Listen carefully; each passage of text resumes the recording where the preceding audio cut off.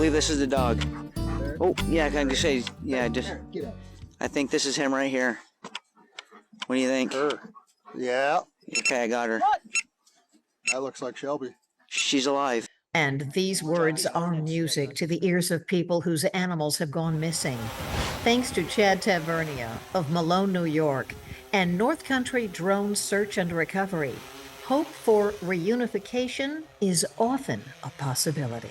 So tell me, how on earth did you end up getting into this kind of business or activity? Well, it really just started. I mean, after I retired, from my career as a law enforcement officer here in New York, obviously, I was looking for, like a side job or some employment to, to fill up some spare time. And I have always had a strong interest in flying drones. I mean, I've flown drones since around 2015. But in the last 2 or 3 years, the thermal imaging drones have become, at a price point where your average person can reasonably obtain them. So I obviously I had an interest in getting one of the thermal imaging drones. Got one. Just started practicing around the house, like finding different animals with it. Started a Facebook page, like sharing that. And then honestly, it was just kind of a random situation. It was, I mean, I'll never forget the day. It was January 27th, 2024, just this past year. And I had a woman from Vermont message me on Facebook and basically asking if I thought I could find her 6-day at that point missing dog over in Vermont. I told her, I said, I believe I could find him if I could, if we could figure out where the dog is. I don't have any doubt I could find him with the drone. And so, I made the 2-hour drive over there, and I mean, within probably 90 minutes, the dog was back home. He was way out in this like swamp. Um, Found him with the drone, and we got him back. And then so like 3 days later, I had another person make a request to me. That was probably an hour away from me. I drove out there on January 30th, found a 4-month-old missing German Shepherd who was way out in kind of the middle of nowhere, just like curled up in a ball in the snow.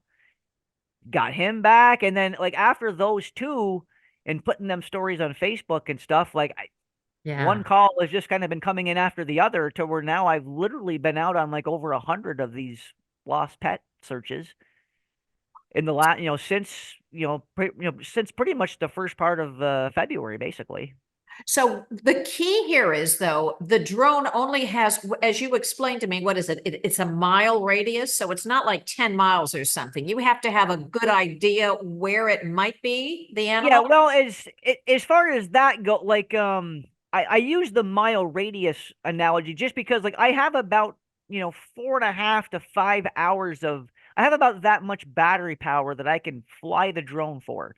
So like to thoroughly search heavily wooded areas, like over the course of that time frame, that's about what you can search from a landmass area. Now, how you choose to divide that up really depends on the search situations, because I mean, you're not tied to a mile. It's like I can just drive to a different launching point and search. Like I can search any area I want to as long as the airspace is legal and open. It's just that over the course of let's say a 5-hour search, you can thoroughly search about a mile radius worth of land. Oh, that's him. Oh my God. Okay, so we got him. So let me wait. Let me get him marked here. Just but we got time here. Let's relax. I think that's him. So this is where the dog is. I think it's cool that you've named both of your drones Maverick and Goose. So we have a Top Gun thing going here. Yeah, it was just some kind of silly thing that I came up with when I started the page, I mean, because, once I started getting super busy doing this, like, because like drones need to be sent in for, periodic maintenance. And so like, I knew I was going to need, a second drone to have as a backup. Because I mean, when you send your drone in for maintenance and stuff, like you could be down for a couple of weeks, with that. So I didn't want to have a lapse in being able to, go out and look for animals. So I did invest in a second, cheaper, drone than my main drone, which is a DJI Matrice 30T, My second drone is a DJI Mavic 3T, which is about half the price.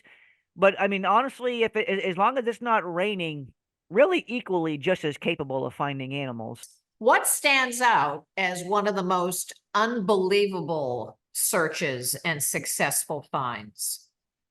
Probably one that comes to mind instantly, to me was last March. I made a 3-hour drive down to a town called Parrish, New York.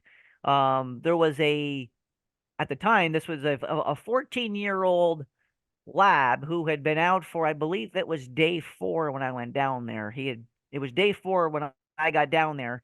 It was a Sunday morning, and now this is in the lake effect snow region of New York, which, they get a lot of lake effect snow, so you could get like, it's nothing to get a foot of snow in 5 hours when that happens. So, and there was this like lake effect snow band coming in that night, like forecasted to come in like later on that evening. So I was down there Sunday morning looking for the dog, and long story short, the dog, I ended up finding him. He was out in this really, really brushy, swampy area, and the dog was like basically like half submerged in like mud. He was like kind of like trapped in this like muddy swamp. Like the dog physically couldn't get out of there. He was like very, very low on energy. But we found the dog. I was able to, get the owner in there, like, because I can use the drone to like help get, the owner into the animal. So what do you do? Do you pin it, right? That's what I've heard. Yeah, On the I, video. I How can, does I that can, work? I can draw. I can basically GPS mark where the animal is. Give that to the person so that they can see it on like a GPS. Okay, this is where where my dog is. And then from there, I also usually get them on phone while they're going in, and I can like literally like walk them right into where they got to go. So I was able to do that. I was able to get, him into the dog, and the dog's name was Eddie. And, he basically had to, pick Eddie up out of there, out of the mud, because I don't think the dog could get out of there, honestly. And like I said, there was at least probably, 6+ inches of snow coming in that night. So I don't have any doubt that if we didn't find him that morning, he likely would have probably been, buried by snow, a few hours later. I think I got him. I'm pretty sure this is him right here. See that little white dot? Mm-hmm. Let me just calm down a little bit and get over to the color zoom camera.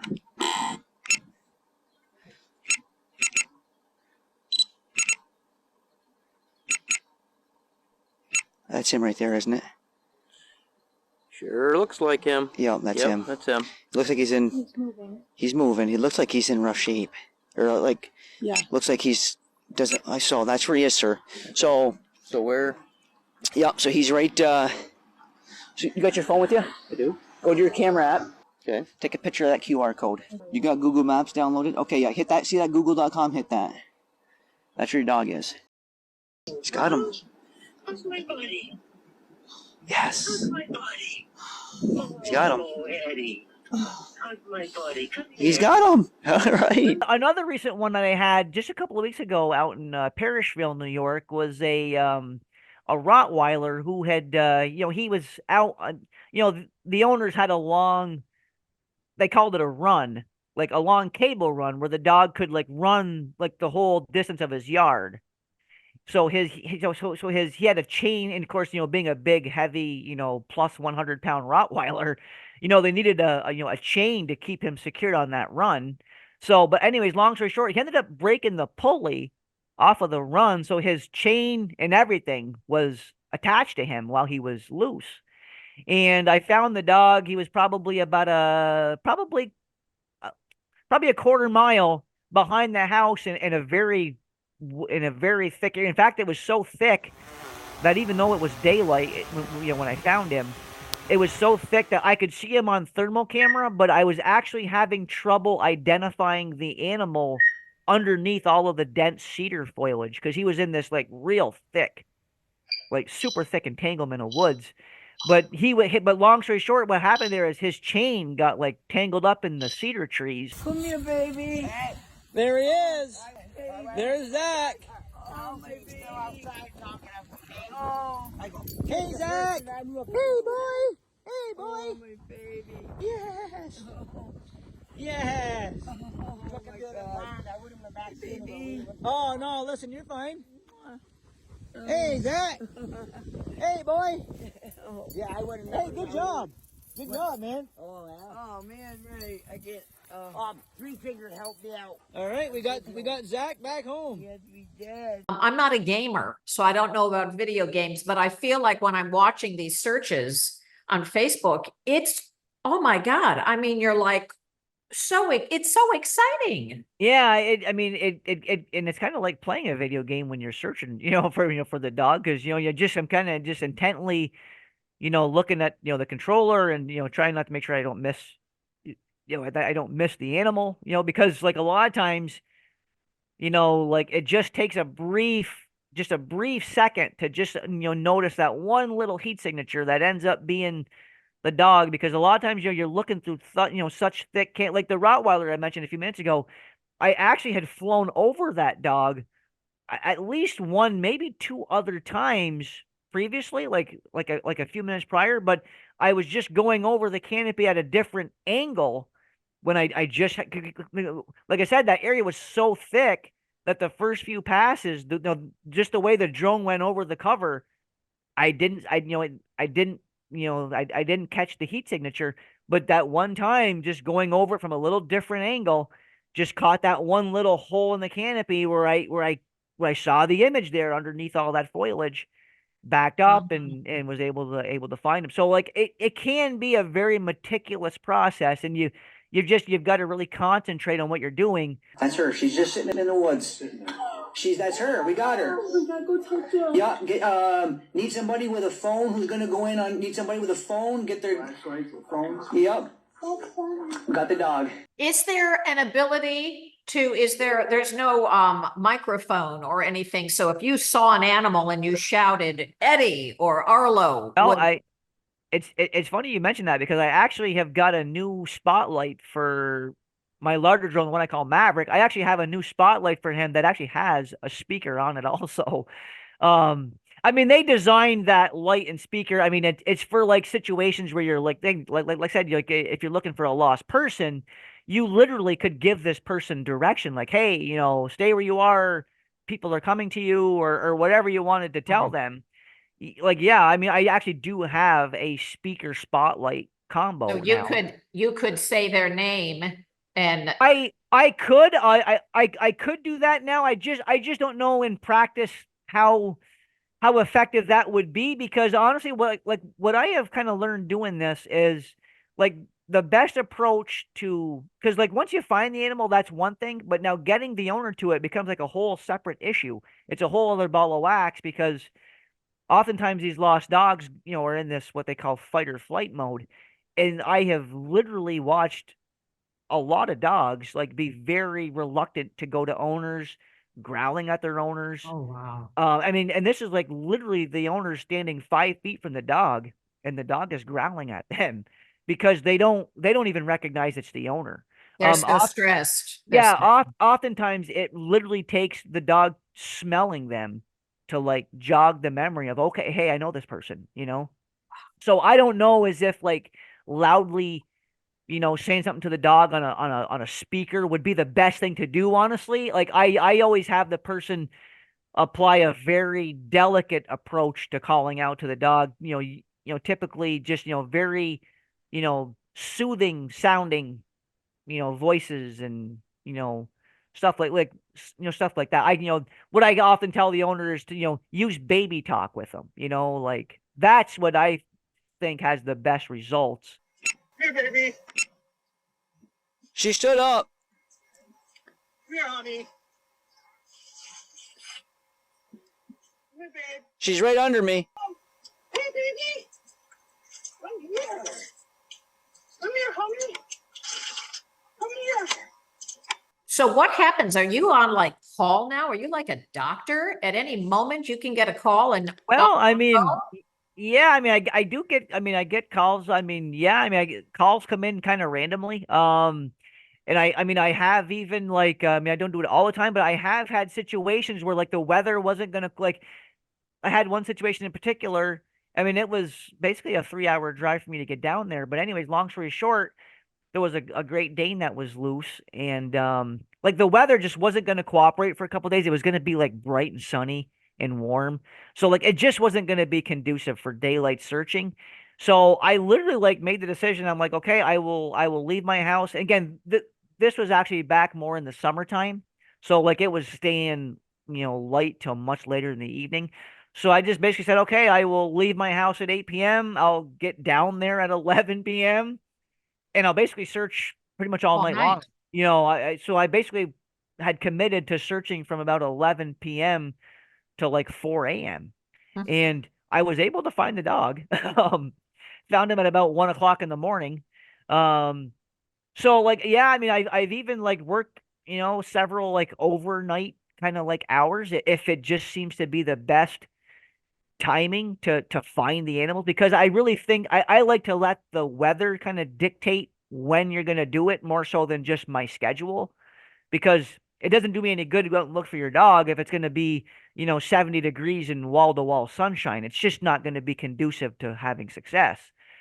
So in that situation, we're much better off to wait until nighttime when our Right. chances of finding the dog, because you can't rescue the dog unless you can find the dog. So Absolutely. like finding them always has to become the number one priority, even though granted, most people would rather go out in the woods looking for them Mm, found in the daylight. In order to get to that point, you have to find them first. absolutely. And there's just and there's just some times where, in my opinion, it's just you're more statistically better off for chances of success to wait until darkness. Absolutely. So would you say winter is a better time for you because it's darker sooner and it's 100 colder? Oh yeah, 100%. Yeah, but I mean, honestly, the prime conditions for searching for a dog with a drone, or any kind of pet with a drone, any animal for that sake, would certainly be when the leaves are down, when there's no canopy, like wintertime, no leaves in the trees, and either heavily clouded or, like I said, Cold.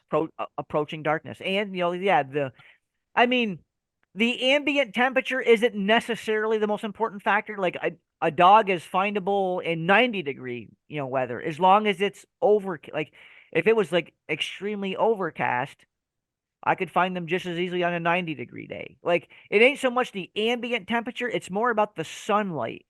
Like like sunlight gives you sunlight on a 10-degree day is worse than heavily clouded on an 80-degree day. So It's more that's about your it's more enemy. about Sunlight is really, Yeah, sunlight is without a doubt the number one enemy of this. Yeah, you want to almost like think of it like a vampire, basically. Like you're just trying to avoid the sun at all cost. Yeah, they got her. Outstanding. Okay, so we have been out looking for a dog here tonight, and I found the dog with the drone, and the owners came over here and actually ran into the field real quick. It all happened real fast, but Birdie is on her way out here soon. We'll give you guys a look at her. Great job! Great job! All right, here comes Birdie. Birdie is back. There she is. All right. Great job. Great job. Yeah. Hey, Birdie. Oh my goodness. Hey, Birdie. Hey, congratulations. Good job. Thank you very much. Good job. Thank you. Like anytime I get a call, the first thing I do is what's the weather in that area gonna be like? That's the number one for me. Well, other than if the airspace is legal, that's the first thing, because you have to have legal airspace to fly. But once you've established that, it's okay. What's the weather gonna be like? Because to me that's the most important factor. so you mentioned the FAA and we're talking legal airspace here. So this is something that before, I mean, you just didn't go out and buy these two drones and go, okay, I'm just going to start flying, and you have to get approved or licensed by the FAA? Yeah. To do any kind of commercial activity with a drone, which even if you weren't doing it even if you just wanted to volunteer your time, searching for somebody's lost animal is deemed as a commercial use of a drone. So it has nothing to do with making money or not making money. It's just it's about the actual application of the drone use. Anytime you're looking for somebody else's animal, that's a commercial use of a drone. So yeah, you do need to have an FAA Part 107 certification, which I obviously do have now. So yeah, you want to have, the proper certification, and you obviously need to make sure that whatever airspace you're going to be flying in has to be, legal to do so. Gotcha. So you can't just willy-nilly, launch a drone anywhere you want. No. Okay. So where do you see this going, Chad? Do you have any long-term goal, or do you just enjoy what you're doing and every day's an adventure? Yeah, at the time being, I really just, I don't really see any like grave changes. I mean, I just, I've gotten some questions like if I'm gonna like expand, like hire additional. I really honestly don't see that as a course of action. Honestly, I enjoyed it. It's something I enjoy doing myself. Like say, I mean, I do think this is the kind of practice that somebody has to be. You have to fundamentally be passionate about it to have any level of a success, because it can be challenging to try to find, let's just say a 20-pound dog in a maze of forest land. It's not an easy thing to do. Dog is still in the same place. You guys should be hitting a little trail here shortly. I do what I can do in the time I have available to me. And I just try to do the best I can with it. That's great. So you've got 100 so far, and what Yeah, are you? it's actually been. I mean, it's actually at this point it's probably over 100. It's probably like maybe like 105 somewhere in there. I've certainly been on over 100 of these at this point. Like I said, I mean, so far, I mean, well, that's now this does include other, because I have also looked for for livestock in it. Like farmers will have cows break out of a pasture, and I've helped get some of them back. I've had a local farmer lost some yaks. Yeah, they're coming this way. Yeah, they're on the road right here. They are. You got a lasso? Which are basically those Siberian cows with the long horn. Like I looked for those things and found all between dogs and cats and cows and horses and everything. So far, I have found 40 animals with the drone. 29 dogs, some cows, some horses, and some yaks. I found all of those things. I've had probably 20 or so times where, like, while I've been flying my drone, the dog has either kicked out to a neighbor, come back home. Like, I had one where I literally flew my drone to the area the dog was missing in, and as I was flying back and landing after the first set of batteries, as I'm like watching the drone come down to me, the owner says, "Hey, turn around, take a look." And we look, and there's the dog standing there, like almost like he followed the drone out of the woods. I mean, I've had several of those things kind of happen to me. So I would say more than 3/4 of the time, somehow or another, the dog has, the dog or the pet or whatever has ended up back home or to the farm or whatever. Those are good odds. Rather it's me finding it or the animal maybe following the drone out or somebody. Or I mean, what also happens is, like, if I don't find the animal, I do a post on my Facebook page about it, and it helps get the word out in the local area that this dog is missing. I've had several of them where I don't find the dog, but the next day, somebody who was aware that the dog was missing because they saw my post finds a dog and contacts the owner, and they get him back. So it's like, so it's an indirect finding. Yeah. So if you almost kind of like in total, I mean, I'd say probably 3/4 or better of the animals have ended up back home eventually. That is rather it's me finding them or some other means, Right. That is, Chad, I'm telling you, it's such a feel-good story. And what you're doing is it just puts a smile every time I'm looking on Facebook. I mean, I'm like, I got a big smile. I'm like, this is such a great feel. Oh my God, we need that, Yeah, it's something I enjoy doing for sure, and Yeah. I plan to keep doing it, Fantastic. as long as they're making, thermal imaging drones anyways, Oh my gosh. Thank you so much. Oh, listen, I mean, I probably can't say I'm as happy as you guys, but I'm pretty damn close. I like to find the dogs. Although Chad is based in New York State, right up along the Canadian border, he has a network of other drone operators. So if you need a similar service, he can put you in touch with them. Just check out his Facebook page at North Country Drone Search and Recovery. And if you liked what you saw, just hit the like and subscribe buttons. And remember, we all can do something big or small to help the voiceless and the vulnerable. I'm Marcy Elliott. See you next time.